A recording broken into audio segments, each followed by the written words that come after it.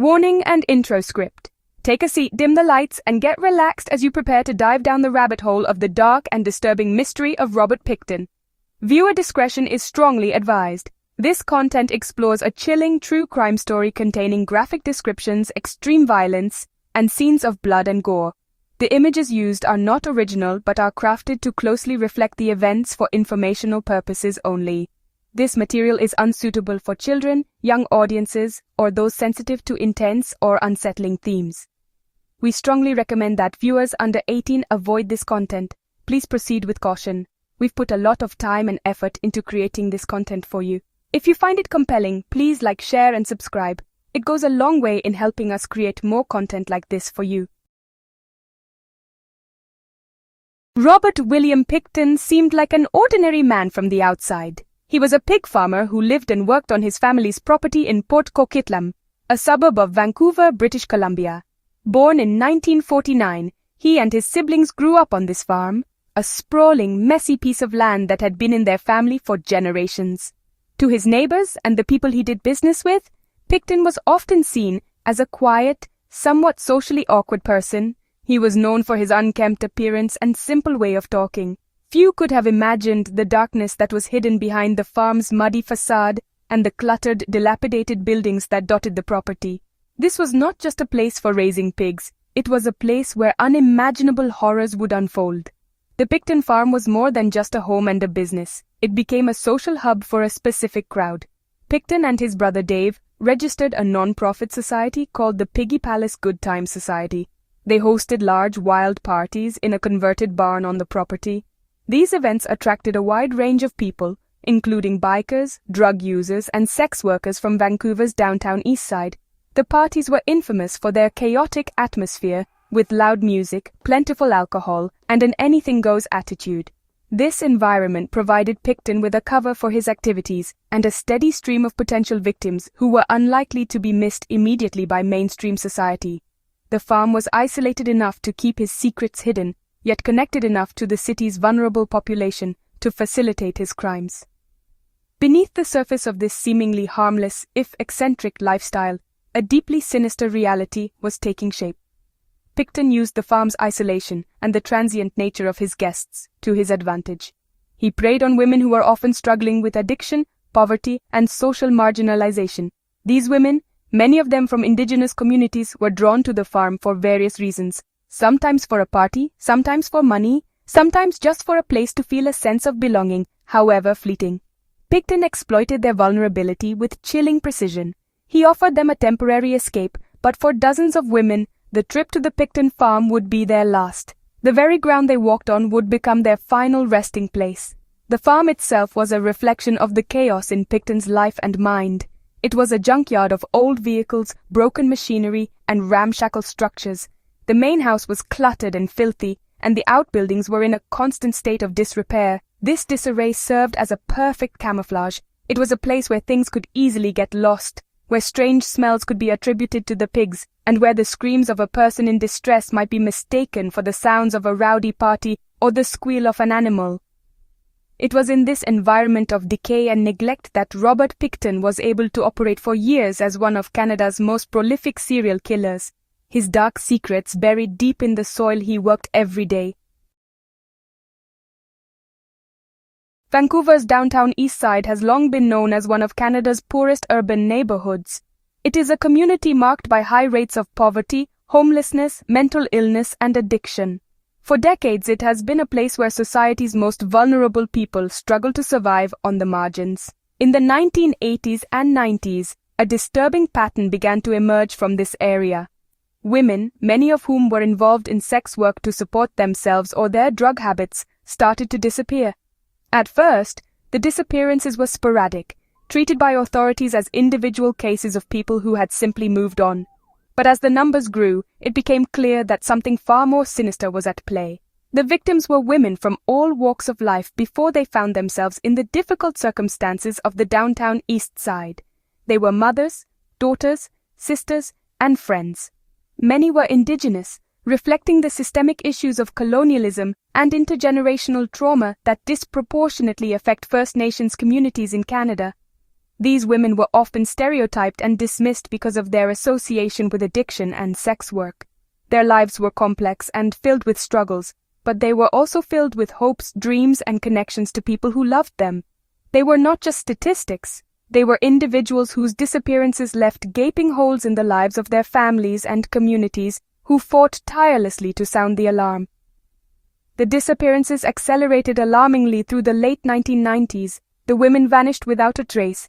One day they would be on their usual corner or at a local drop-in center, and the next they would be gone. Friends and family members would report them missing, but their pleas for help were often met with indifference.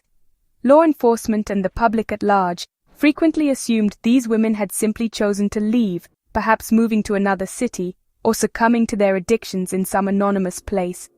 This pervasive and damaging stereotype meant that the crucial early stages of a missing person investigation were often delayed or never initiated at all. The women were seen as high risk, and their disappearances were not given the urgency they deserved. This tragic pattern of disappearance created a climate of intense fear and mistrust in the downtown Eastside. The community knew something was terribly wrong long before the authorities were willing to admit it. Activists and family members held rallies, created posters with the faces of the missing, and demanded action. They insisted that a serial killer was targeting the women of their neighborhood. They pointed out the sheer number of missing women, eventually reaching over 60, was impossible to ignore as a coincidence. Yet, for years their voices were largely unheard, their concerns dismissed. The women continued to vanish, their names added to a growing list of the lost, while the man responsible continued his horrific work, protected by societal apathy. The failure to catch Robert Pickton sooner was not due to a lack of clues, but a failure to connect them. As early as March 1997, years before his eventual arrest, a clear and terrifying warning sign was tragically ignored. A woman who had been attacked at the Port Coquitlam farm managed to escape, despite being stabbed multiple times. She ran to the street, bleeding and naked, and flagged down a passing car. She told police that Pickton had assaulted her, handcuffed her, and tried to kill her. Pickton was arrested and charged with attempted murder, forcible confinement, and assault with a weapon. He claimed the woman was a hitchhiker who had attacked him, and somehow the Crown prosecutor decided to stay the charges in early 1998. The key witness was deemed unreliable due to her drug addiction, and a critical opportunity to stop a serial killer was lost. This was not the only tip that was mishandled. Over the years, several people came forward with information pointing to Pickton. One informant told the Vancouver Police Department that a woman named Lynn Ellingson had seen a dead body hanging in Pickton's slaughterhouse. Another source mentioned that Pickton had freezers full of human meat. Bill Hiscox, a former friend and employee of Pickton's, repeatedly told police that he believed Pickton was responsible for the missing women. He described Pickton's strange behavior and how he would talk about getting rid of bodies easily on the farm. Hiscox's warnings, starting in 1998, were detailed and credible, yet they were not acted upon with the necessary urgency. The tips were filed away, lost in bureaucratic confusion between the Vancouver police and the local RCMP detachment. The slow and fractured police response was a direct result of systemic issues. Jurisdiction was a major problem. The women went missing from Vancouver, which was the territory of the Vancouver Police Department, but Pickton's farm was in Port Coquitlam, under the jurisdiction of the Royal Canadian Mounted Police. The two forces failed to effectively share information or coordinate their efforts. This lack of communication created critical gaps in the investigation. Furthermore, there was a deeply ingrained bias against the victims. Because many were sex workers and drug users, their cases were not prioritized. The belief that these women lived high-risk lifestyles was used to justify inaction, as if their lives were somehow less valuable or their deaths less tragic. The public outcry grew louder as the list of missing women grew longer. Families and advocates refused to stay silent. They organized vigils, marches, and memorial events to honor the victims and pressure the police to act. In 2001, the police offered a $100,000 reward for information, but many felt it was too little, too late. The joint VPD-RCMP task force, formed to investigate the disappearances, was criticized for its slow progress and lack of transparency. The community had lost faith in the police's ability or willingness to solve the cases. They knew a predator was in their midst, and they felt abandoned by the very institutions that were supposed to protect them. The years of neglect allowed Pickton to continue his killing spree, adding more names to his list of victims. The break in the case finally came not from the extensive missing persons investigation, but from an unrelated firearms tip. In early February 2002, a former employee of Pickton's told the RCMP that Pickton had illegal guns stored in his trailer on the farm. Because this was a firearms violation, it gave police the legal grounds they needed to obtain a search warrant for the property, something they had struggled to secure for the missing women investigation. On February 5, 2002, members of the RCMP executed the warrant, entering the messy, cluttered trailer that Robert Pickton called home. They were looking for guns, but what they were about to find would change everything and confirm the community's worst fears. As officers searched the chaotic trailer, they stumbled upon items that clearly belonged to some of the missing women. They found an asthma inhaler prescribed to Serena Ebotswe, a young woman who had vanished nearly a year earlier. They also found personal belongings, including identification and jewelry, linked to other women on the official missing persons list. The presence of these items inside Pickton's home provided the first concrete link between him and the disappearances. The firearms search immediately pivoted to a full-scale homicide investigation. The farm was sealed off, and what would become the largest and most complex crime scene in Canadian history was established. Pickton was arrested on firearms charges, but everyone knew this was just the beginning. The initial search of the trailer was a chilling experience for the officers involved. The space was squalid and filled with women's clothing, purses, and shoes. It was clear that many different women had been there. Among the clutter, investigators discovered more damning evidence. They found a loaded .22 caliber revolver with a dildo attached to the barrel. They found night vision goggles and syringes containing what appeared to be antifreeze. The atmosphere was one of profound depravity. The search warrant gave police the authority to be on the property, and the discovery of items belonging to missing women gave them the grounds to hold Pickton and expand their search to the entire farm. The news of the search at the Pickton farm sent a shockwave through the community, especially among the families of the missing women. It was a moment of terrifying validation. For years, they had insisted that a single predator was responsible, and now, it seemed they were right. The search warrant executed on February 5, 2002, was the turning point that finally brought Robert Pickton's reign of terror to an end.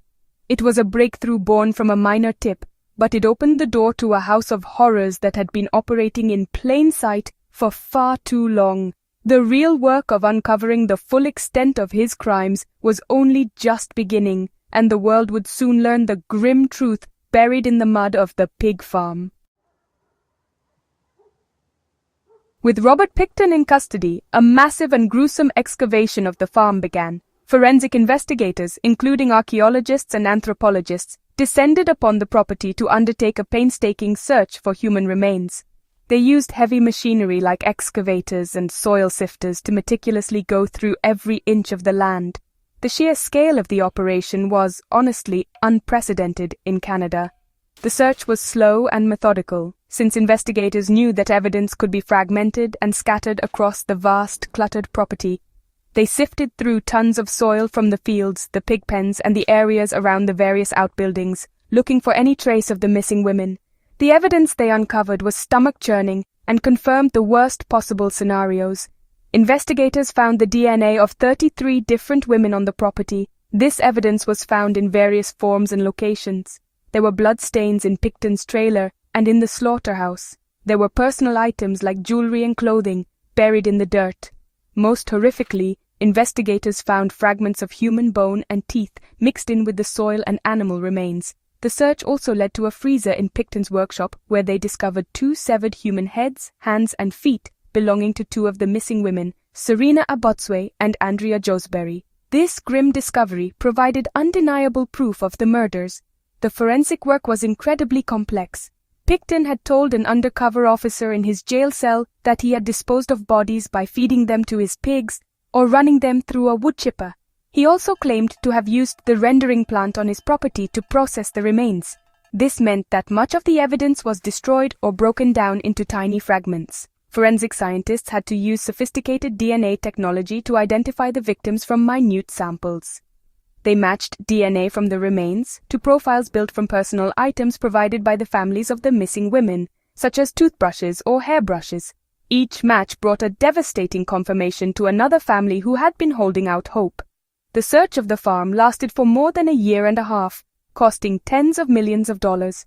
It was a grim and emotionally taxing process for everyone involved.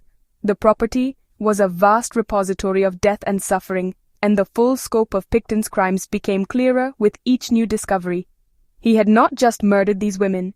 He had systematically dismembered and disposed of their bodies in an effort to erase their very existence. The evidence collected from the farm painted a picture of a human predator who operated with brutal efficiency, turning his family land into a burial ground. The physical search of the farm ended, but the emotional and legal fallout was just beginning.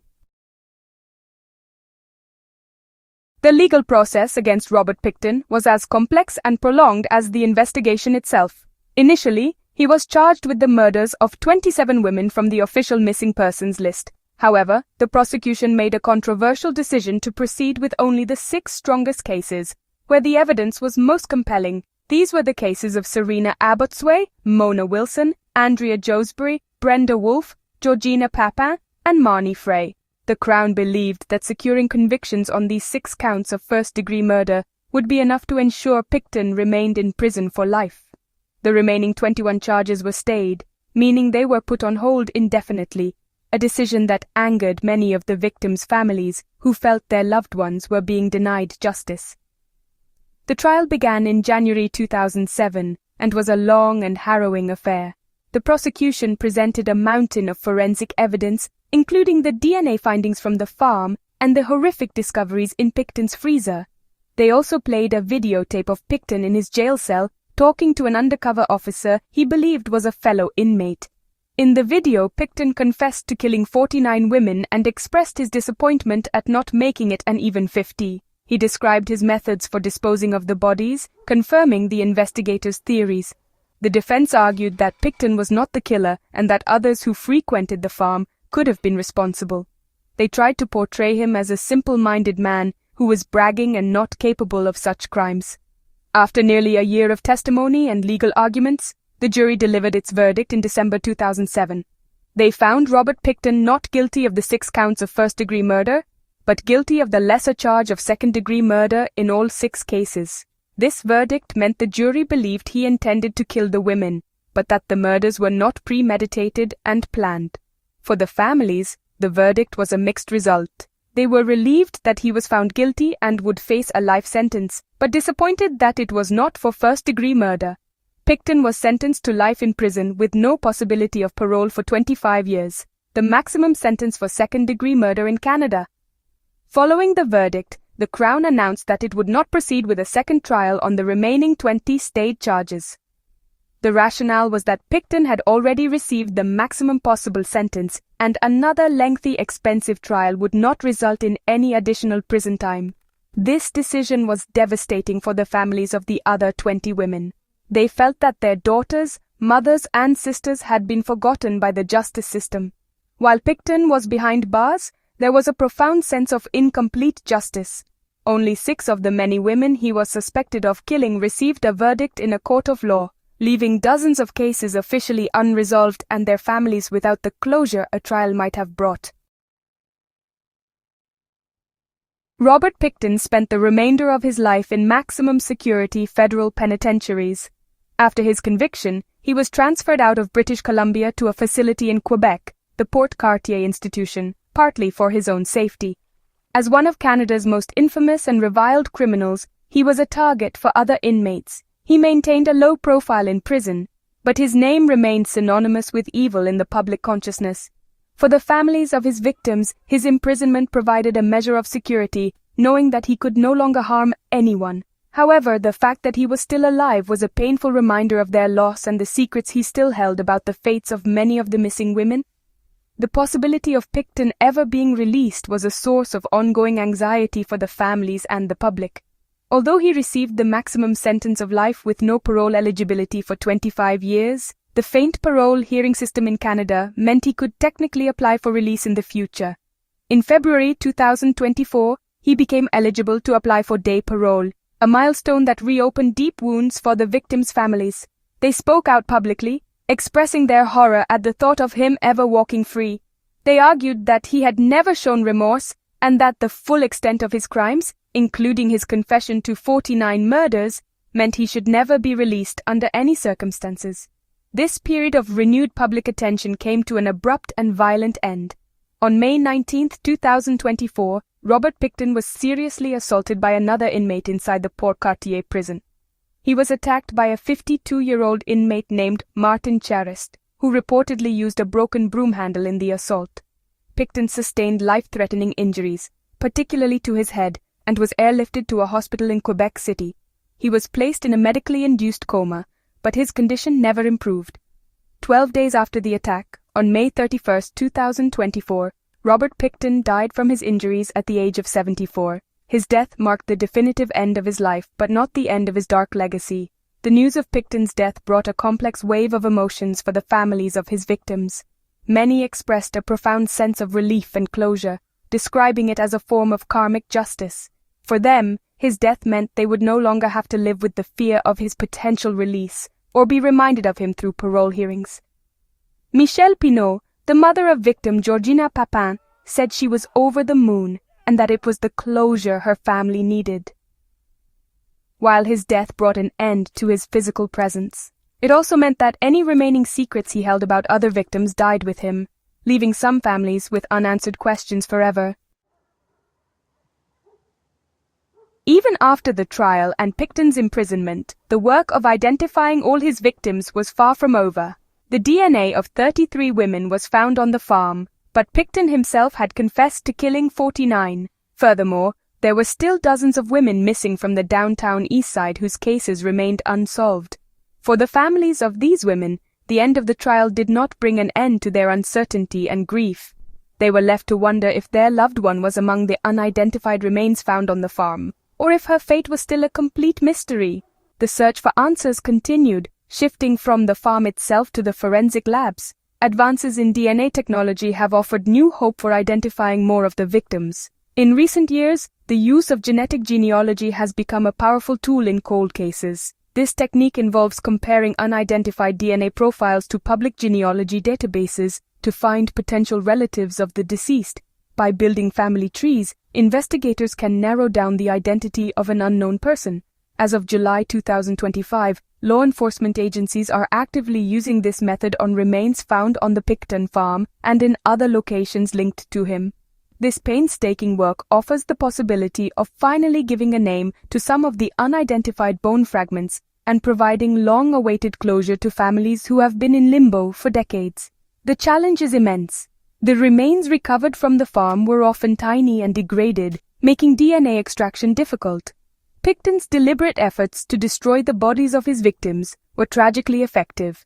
However, science continues to evolve, and forensic experts remain dedicated to the task. The BC Coroner's Service and the RCMP are collaborating on these ongoing efforts, understanding that every identification is of monumental importance. Each name that can be recovered from the evidence is a victory against Pickton's attempt to erase these women. It restores a small piece of their identity and dignity and allows their families to finally bring them home, in spirit if not in body. This ongoing search underscores the profound and lasting impact of Pickton's crimes. The tragedy did not end with his arrest or his death. It continues for every family that still does not know what happened to their daughter, sister, or mother. These efforts are a testament to the resilience of the families and the dedication of investigators who refuse to give up. The search to identify the lost is a solemn promise to the victims that they will not be forgotten. It is a critical part of the healing process for a community that was shattered by these events, and a reminder that the pursuit of justice, in all its forms, must never cease. The Robert Pickton case left an indelible scar on the conscience of Canada. It exposed a dark underbelly of society where the most vulnerable were not only preyed upon by a monster, but were also failed by the systems meant to protect them. The legacy of this case is one of immense pain and loss, but it is also one of hard-won change. The years of police inaction and public indifference forced a national reckoning with how society and law enforcement treat marginalized communities, particularly Indigenous women, sex workers, and those struggling with addiction. The tragedy became a catalyst for demanding systemic reform to ensure such a failure could never happen again.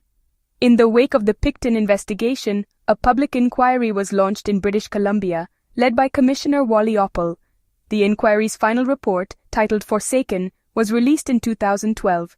It was a scathing indictment of the systemic bias and blatant failures by police that allowed Pickton to murder with impunity for so long.